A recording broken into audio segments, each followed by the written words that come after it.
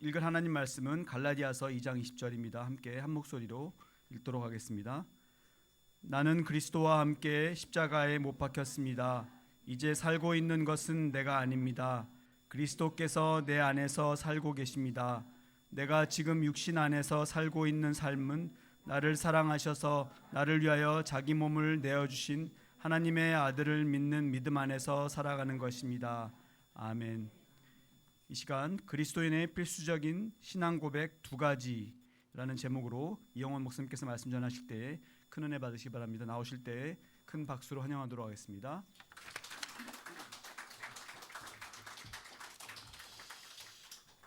지난 한 주간 저는 필리핀의 앙겔레스라는 지역의 한 선교사님의 사역을 돌아보고 올해 11월 달에 제가 속해 있는 선교회 목사님들 5분 같이 가서 그 지역에서 부흥회도 하고 또 신학교에서 강의도 하는 그 일을 위해 답사를 다녀왔습니다.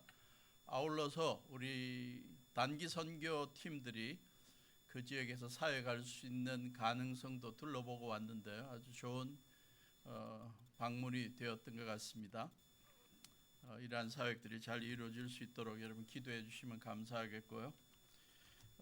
저는 지금 올해 들어와서 우리 한국의 그리스도인들이 가장 선호하고 또 암송하고 감동을 받고 있는 10가지 구절을 순서대로 좀 살펴보면서 말씀을 전하고 있는데 오늘은 드디어 갈라디아서 2장 20절입니다. 다음 주는 이제 데살로니가 전서로 넘어가려고 그러다가 가정의 달이라서 가정의 달에 관한 말씀을 또 몇 주 또 나눌까 하는 생각을 하고 있습니다.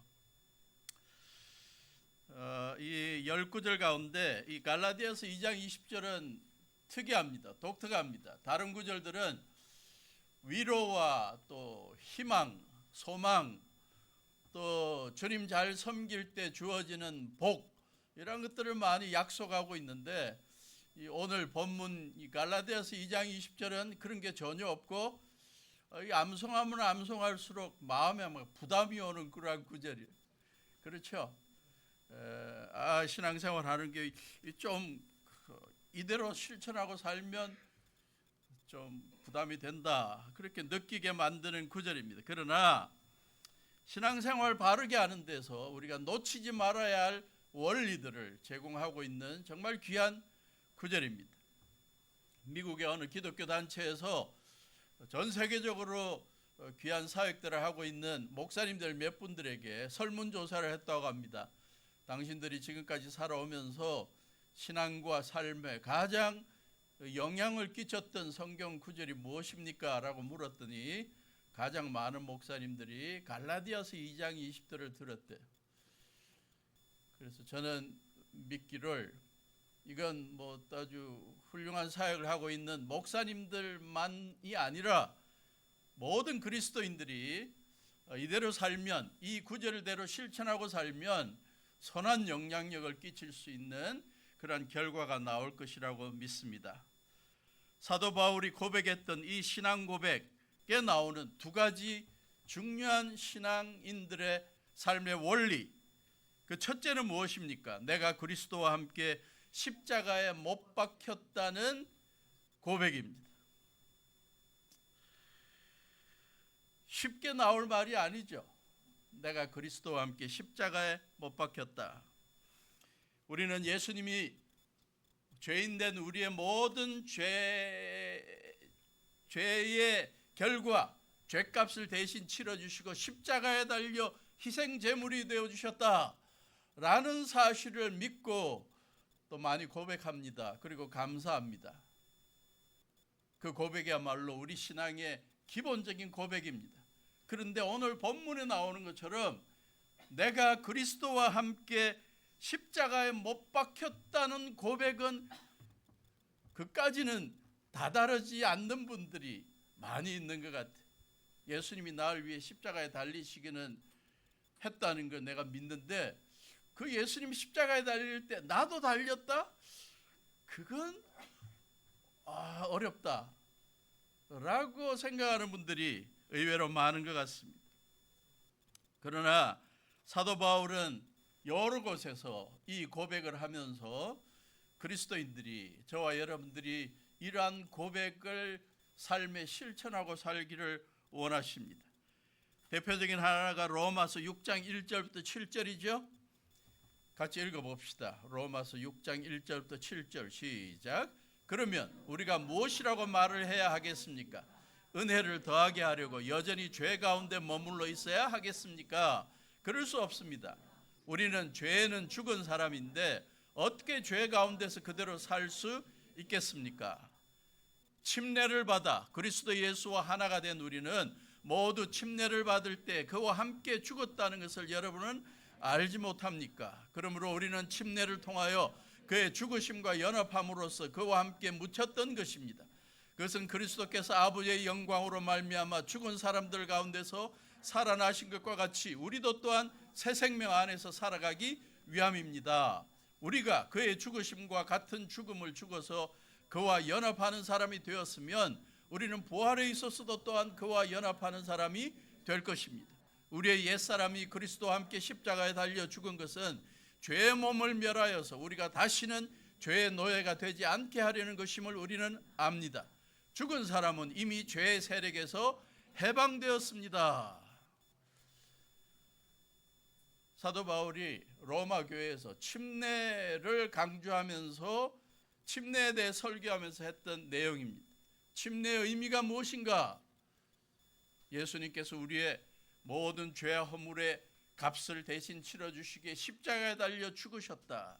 그걸 믿는 것을 침례식을 통해 표현하는 거다. 한 걸음 더 나아가 예수님이 십자가에 달려 죽으신 그때에 예수님이 십자가에 달려 죽으신 것처럼 우리들도 죄에 대해서 죽고 이제 앞으로는 주님의 뜻을 따라 의롭게 살아가려는 결심을 침례를 통해 표현하는 것입니다. 그래서 우리가 예수님이 이 땅에 오셔서 요단강에서 침례를 받으신 것처럼 우리도 이제 물에 들어가서 침례를 받게 되죠. 완전히 우리의 몸을 물에 완전히 잠금으로 말미암아 우리는 이제 죽은 몸이다 라는 걸 상징적으로 표현하는 거예요. 그 다음에 물에서 올라올 때 우리는 다시 예수님이 부활하신 것처럼 우리도 다시 부활의 몸으로 살아가게 된다. 그래서 우리는 더 이상 죄 짓고 사는 사람이 아니라 죄를 추구하는 사람이 아니라 예수님의 부활의 능력으로 주님의 사람으로 살아가는 그러한 새 삶을 살게 되는 것이다 라고 결단하는 것이 바로 침례의식입니다. 그래서 우리가 내가 그리스도와 함께 십자가에 못 박혔다라는 이 고백에 대해서 생소하게 들릴 수도 있지만 사실 침례받은 분들은 이러한 것을 이미 고백하신 분들이에요. 아직도 우리 반포 침례교회 성도님들 가운데 침례를 받지 않으신 분들이 있다면 이러한 고백을 좀 침례를 통해서 하시면 좋겠습니다. 제가 농담 반 진담 반 늘 하는 이야기, 제가 미국에서 목회하는 동안 침례식을 거행할 때마다 침례에 대한 설명을 하는 시간에 성도들에게 꼭 이야기를 했습니다. 침례의식이란 예수님이 십자가에서 우리의 모든 죄와 허물을 대신 지시고 죽으신 것처럼 그걸 믿고 예수님이 나의 모든 죄와 허물을 대신 지시고 죽으신 걸 내가 믿습니다. 나도 예수님이 십자가에 달릴 때 나도 달린 것처럼 그렇게 믿고 이제는 죄에 대해서 죽은 몸이라는 걸 고백합니다. 그래서 내가 물에 완전히 들어갔다가 다시 일으켜 세울 때 나는 부활하신 예수님과 함께 이제 주님을 위해 하나님의 나라를 위해 살겠습니다라는 고백을 하는 것입니다. 그런데 물 안에 들어가 있을 때 내가 완전히 이 세상의 죄에 대해서는 유혹에 대해서는 죽었다는 것을 확실하게 고백하게 하기 위해서 저는 물에 좀 오래 담궈 놓습니다. 여러분 경험하셨는지 모르겠지만 목사님들이 침례의식 할 때 너무 빨리 일으키는 것 같아요. 그죠?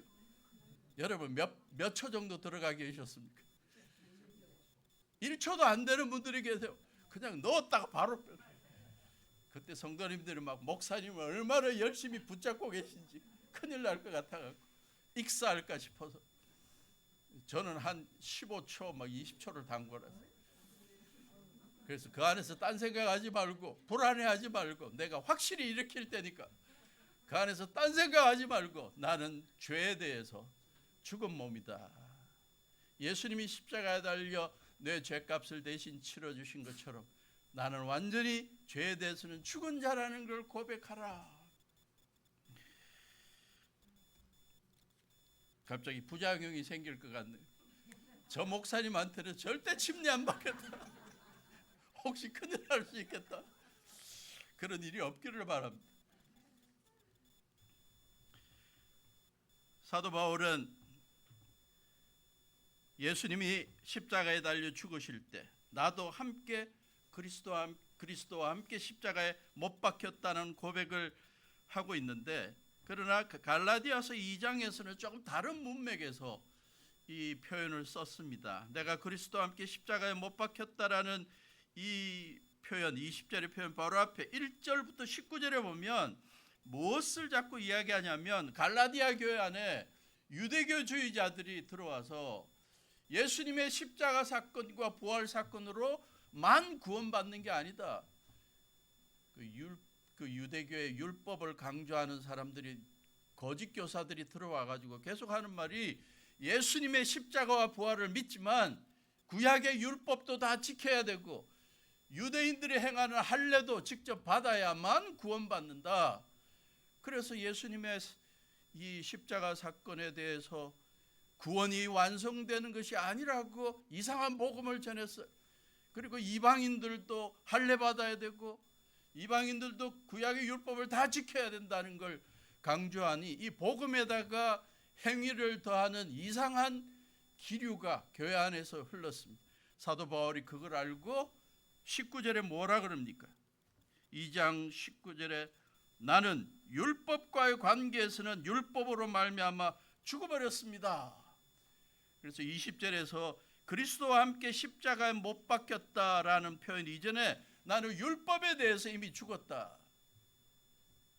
예수님이 십자가에 달려 죽으셨을 때 나도 함께 죽었다는 것은 더 이상 죽은 사람 앞에 율법 강요하지 말라는 거예요. 지금 그 문맥입니다. 그래서 예수님의 십자가에서 우리의 모든 죄 허물에 대한 죄값이 다 치러지고 구원이 완성되었는데 거기에다가 또 율법을 지켜야 구원받는다는 그러한 행위를 자꾸 강요하지 말라, 그 말입니다. 쉽게 표현한다면 범죄 피의자가 있을 때 수사를 계속해 나가죠. 그래서 어떤 사람이 잘못됐다고 생각되면 그 사람에 대해서 소송을 걸고 할 수 있는 공소시효가 있습니다. 근데 그 사람이 죽어버리면 어떤 표현을 쓰냐 봤더니 공소시효 말소라는 표현보다 공소시효가 완성되었다는 표현을 쓰더군요. 이제 죽은 사람에 대해서는 더 이상 따질 게 없다, 완전히 끝났다는 거예요. 이 말씀을 19절의 말씀을 생각하니까 이 표현이 생각났습니다. 예수 그리스도와 함께 십자가에 못 박혀서 죽은 사람은 그 사람 앞에 더 이상 율법 들이대면서 구원이 있니 없니 따질 필요가 없다는 거예요.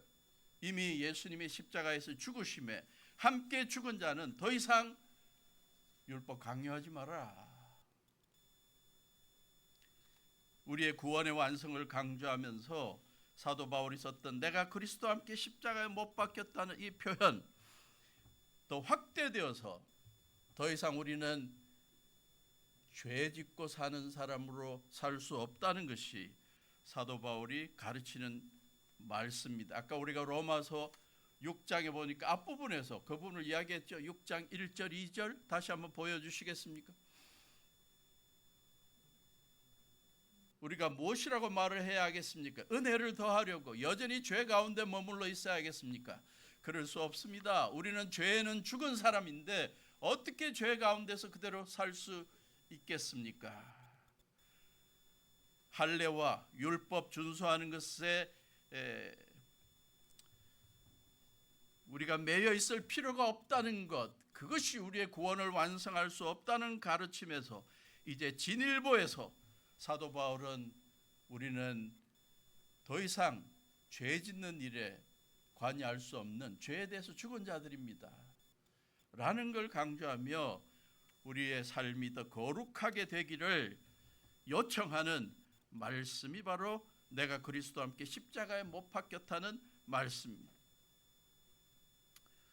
요한일서 2장 16절은 우리가 범하게 되는 여러 가지 죄를 세 가지로 소개합니다. 육체의 욕망, 눈의 욕망, 세상 살림에 대한 자랑.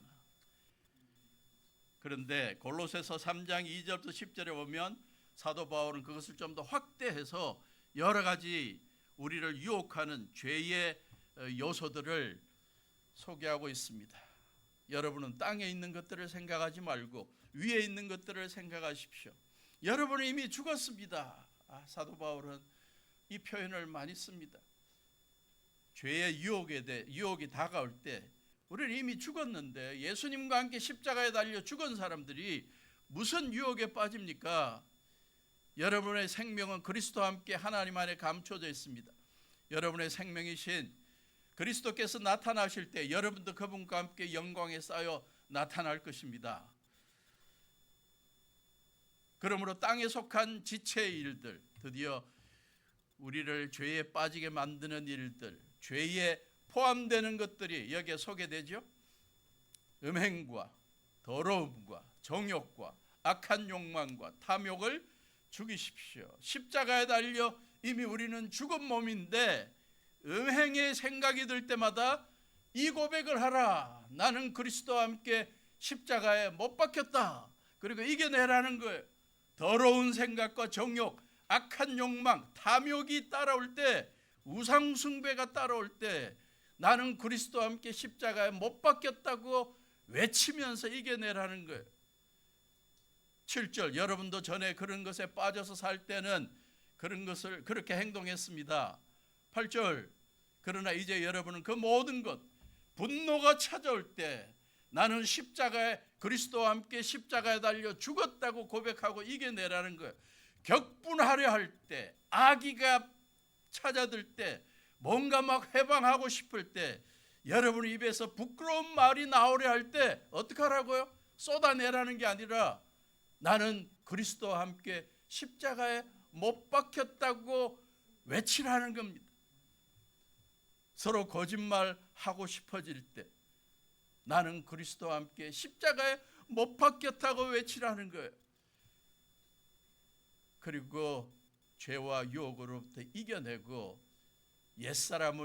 옛사람과 그 행실을 벗어버리고 부활하신 예수님과 함께 새 사람으로 살아가라고 말하는 것입니다.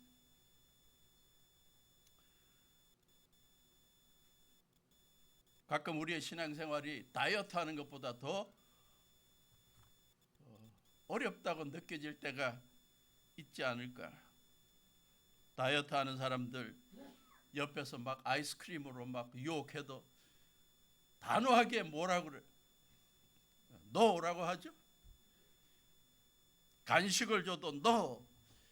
옆에서 식구들이 막 밤에 야식으로 라면 끓여 먹고 막 그래도 다이어트에 성공하는 사람은 아주 당연하게 노라 그럽니다.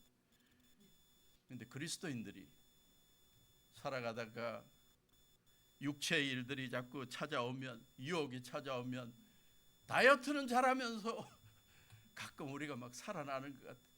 그리스도와 함께 십자가에 못 박혔다 그래놓고 유혹에 대해서는 잠시 즐기고 잠시 이 분노를 통해 좀 내 감정을 표출하고 그 다음에 내가 또 이 구절을 암송하겠다.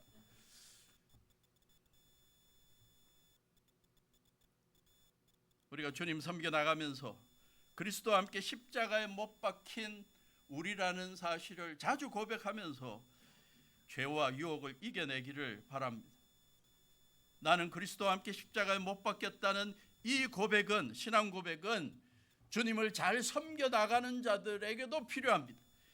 주님이 맡겨주신 사역을 감당하면서 가끔 죽음의 위협, 두려움이 찾아올 때도 있습니다. 그러나 그것을 이겨낼 수 있는 비결이 바로 이 고백입니다. 나는 이미 그리스도와 함께 십자가에 못 박혀 죽었는데 뭘 두려워하냐?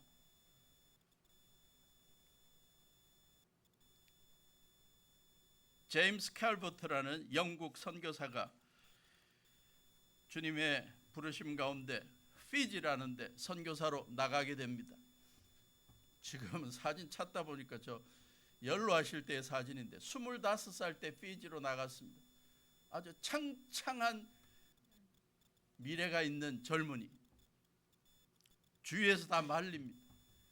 그것도 좀 안전한 나라로 가는 게 아니라 피지라는 피지라는 그 섬에, 그것도 뭐 여러 식인종들이 많이 있는 그것을 간다 그러니까 다 걱정해서 가면 죽을 텐데 어떡하냐. 그때 그가 아주 유명한 말을 남겼습니다. 우리는 여기에 오기 전부터 이미 죽은 사람들입니다.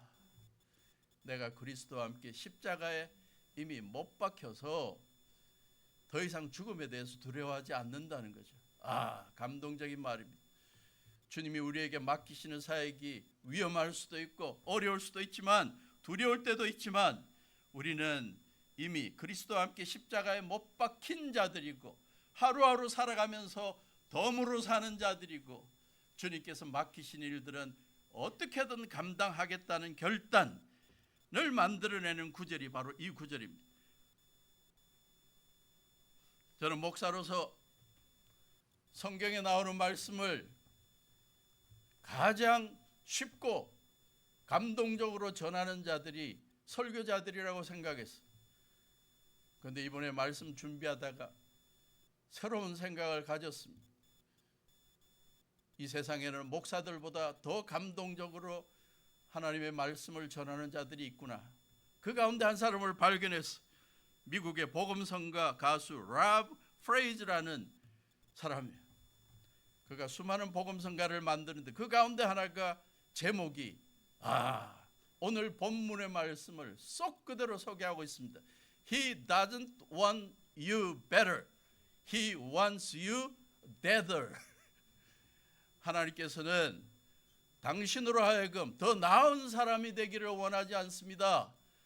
그분은 당신이 더 죽기를 원하십니다. 너무 감동을 받았습니다. 제목 자체에 감동이 되었는데 가사가 어떤가 하고 보았더니 더 감동이에요. 시간이 좀 돼도 이건 읽어야 될 것 같아요. 그땐 모든 게 참 간단해 보였지. 예수님 믿기 시작할 때 예수님 믿는다는 신앙 고백이 간단했다고 생각하는 거예요. 구세주를 찾았고 친구 예수님도 찾았다는 거예요. 이 세상에서 인생에 다시 시작할 기회도 얻는 신앙생활의 시작이었다는 거예요. 새로운 시선으로 자신을 보았다는 거예요. 그런데 신앙생활을 하다 보니까 불편해지기 시작한다는 거예요. 왜? 내 영혼 속에서 전쟁이 일어나기 시작했다는 거예요. 주님을 위해 살아가면서 신앙생활을 하면서 붙잡아야 하는지 놓아버려야 하는지 이제 고민이 생기기 시작하는 거예요. 그게 쉬운 일이 아니라는 거예요. 사람들은 말한답니다. 하나님은 평화와 사랑이라고. 그런데 아무도 이런 얘기는 안 해줬지? 실제 신앙생활을 뭐냐? 그분은 하나님은 내가 더 나아지기를 바라지 않고 내가 더 죽기를 바라신다. 사람들은 표적과 기적을 찾고 있지만 그분은 내가 하나님 아래에 있기를 바라신다. 하나님이 순종하고 사는 게 믿음이라는 거예요. 살다가 너의 방식이 있고 나의 방식이 있지만 더 나은 방식은 하나님의 방식 앞에 비껴서는 거라는 거예요. 저기 십자가 보여? 누군가는 죽게 되는데 그게 바로 내가 되어야 된다는 거예요. 그분은 내가 더 나아지기를 바라지 않고 더 죽기를 바라셔. 이 정도 소개하려고 그러는데 뒤에 더 좋은 게 있어요. 우리 모두 가인의 표 아래 태어났고 우리 혈관 속에는 암적인 것이 흐르고 있고 뇌 속에 한가운데 있는 소문 같아 살아남기 위해 우리는 뭐든 하지. 그래서 결국은 자신의 포주가 되듯 절뚝거림을 고치려고 애쓰기도 하고, 어느 날은 괴물로 살다가 다음 날은 겁쟁이로 살고 그저 살아남으려고 하는 것 같아. 그러나 뱀이 허물을 벗듯이 벗어야 돼. 그분은 내가 더 나아지기를 바라지 않고 더 죽기를 바라셔. 더 그다음 거, 이 부분이 이제 진리가 안개 속에서 떠오르고 있어. 그 말은 이거야. 신앙생활이란 뭐냐? 예수님이 한 사람을 부르신다는 건 뭐냐? 그를 죽음으로 부르신다는 거야. 내가 그리스도와 함께 십자가에 못 박혔다는 고백으로 부르시는 거야. 기억하십시오. 죽은 자들은 고통을 개의치 않습니다. 기분 나쁘지도 않기에 불평하지도 않습니다. 자기에게도 관심이 없습니다. 당신이나 내가 이렇게 살고 있습니까? 라고 질문하고 있습니다. 목사님들의 설교 속에 이렇게 단호한 복음의 핵심을 던지는 경우가 얼마나 있는지, 그냥 하나님의 위로와 사랑 이런 것만 이야기하는데, 예수님이 우리를 부르신다는 건 죽음으로 부르시는 거다. 죄에 대해서 죽고, 유혹에 대해서 죽고, 세상적인 옛사람에 대해서 죽고, 사람들이 우리를 고통에 빠뜨려도 죽은 자는 개의치 않는다. 주위 사람들이 기분 나쁘게 만들고 해도 불평하지 않고, 나는 그리스도와 함께 십자가에 못 박혔다는 고백으로 이겨낸다. 자기 이익도 관여하지 않고 오직 주님의 이익을 위해 내가 할 일이 무엇인지 결단한다. 너와 내가 그렇게 살고 있느냐? 오늘 설교는 여기에서 끝내도 될 것 같아요. 너무나 감동적인 표현입니다. 우리가 그러한 그리스도와 함께 십자가에 못 박혔다는 고백으로 살아가는 우리가 될 수 있기를 바랍니다. 사도 바울은 두 번째 고백하고 있습니다. 이제 내가 사는 것이 아니고 내 안에 그리스도께서 살고 계십니다. 여기에서 내가 사는 것이 아니라고 하는 이 표현은 헬라어 원어적인 의미는 에고라는 단어가 사용되고 있습니다. 우리가 에고 하면 심리학에서 자주 사용하는 용어죠. 자아. 이제 내가 살아가면서 내 자아를 내세우지 않겠다. 내 자존심을 높이지 않겠다. 나의 이익을 추구하지 않겠다. 이제 내가 살아가는 이유는 뭐라고요? 내 안에 그리스도, 내 안에 살고 계신 그리스도를 높이며 살겠다. 수단 방법 가리지 않고 예수님 높이며 예수님 자랑하며 예수님께 영광 돌리며 사는 것을 내 삶의 목표로 정하고 살겠다. 이 고백을 실천하면 더 이상 뭐가 필요하겠습니까?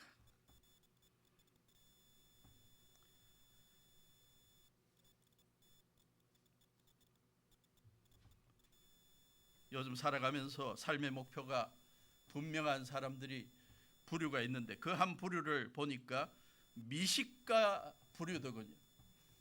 특히 20대에서 40대 사이에 이 미식가 모임이 인터넷에서 굉장히 많다 그럽니다. 그들의 수입을 한 50%는 맛있는 거 먹으러 다니는데 사용한다 그럽니다. 그리고 아까워하지 않는데, 인생의 목적이 뭔데? 살아있는 동안 한 번 사는 인생, 맛있는 거 먹고 즐기며 사는 거지. 그래서 전국적으로 맛집은 다 돌아다니고, 혼자 가면 좀 심심하니까 다 어디에 무슨 역에서 모여서 출발, 그러면 뭐 한 5명 10명이 기차 타고 봉고 타고 온 전국을 누빈대. 그게 한 걸음 나아가서 우리 한국만이 아니라 외국도 돌아다니는데 뭐 돈이 아깝지 않대. 직장 생활과 사업의 목적은 맛있는 것을 먹기 위해서. 그래서 맛기행 모임에 또 어떤 사람들은 세상에 좀 맛있는 와인, 포도주 마시는 것을 목적으로 삼고 온 맛있는 포도주 있는 데는 다 다닌대.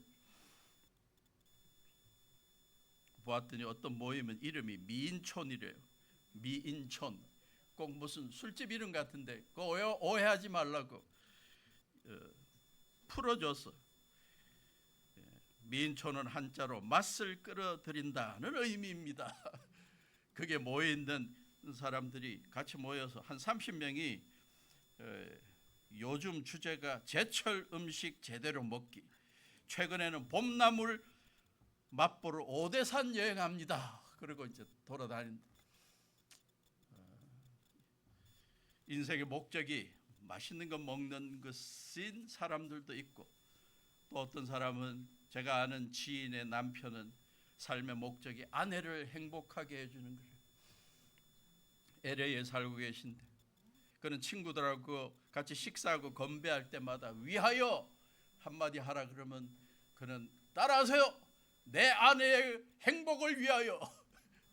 그리고 그렇게 살아가려고 노력하는 사람도 있습니다. 저와 여러분들은 어떤 건배사를 하며 살아야 하겠습니까?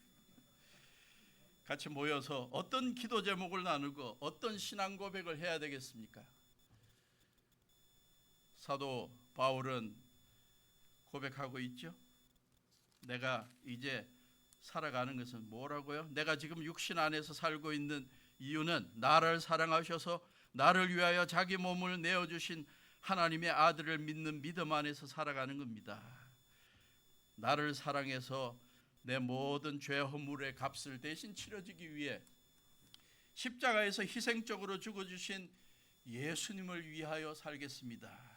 그게 우리의 고백이 되어야 하는 것입니다. 고린도전서 6장 19절 20절 사도 바울의 고백입니다. 여러분의 몸은 여러분 안에 계신 성령의 전이라는 것을 알지 못합니까?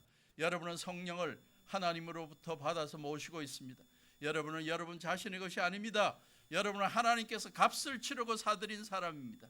그러므로 여러분의 몸으로 하나님을 영화롭게 합시다. 우리의 기도 제목 1번이 될 수 있기를 바랍니다. 장로교단에서 오래된 웨스트민스터 신앙 고백에 가장 먼저 나오는 고백이 뭡니까? 우리가 살아가는 인생의 목적이 무엇이냐? 하나님 앞에 영광을 돌리기 위한 것이라고 합니다. 교회 생활하면서 안타까운 경우가 언제냐?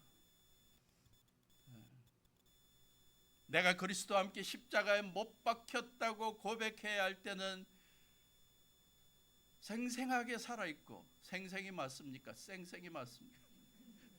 생생이 지나치면 쌩쌩인가요? 그래서 교회 안에서 나 자신을 너무 살아있게 만들고, 지금 상황은 못 박혀 죽어서 겸손하고 그래야 되는데, 그리고 예수님을 위해서 우리가 의미 있게 한번 살아봅시다. 그런 때는 죽은 것처럼 나는 예외로 하십시오. 나는 십자가에 달려 죽었습니다. 주님을 위해서 살아야 할 때는 헌신하고 앞장서지 않고 그때는 죽은 것처럼 있다가 뭔가 죄와 유혹이 막 다가오고 육신의 정욕과 안목의 정욕과 이생의 자랑이 찾아올 때는 막 살아서 즐기려고 하는 이 모순의 경우가 안타까운 것이죠.